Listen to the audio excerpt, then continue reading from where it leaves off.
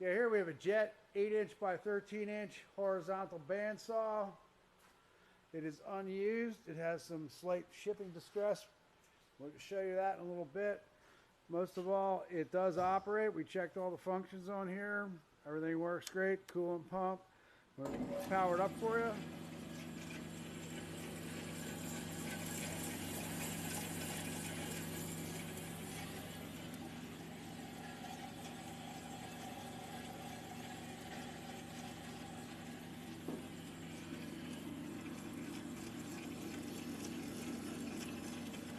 This is 1.5 horsepower, 115 volts pre-wired, 4-speed belt drive.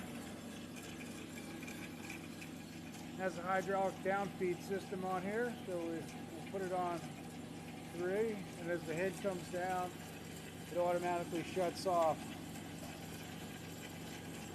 Switch right here in the back, and as that comes down, it hits that nut back there and turns the machine off.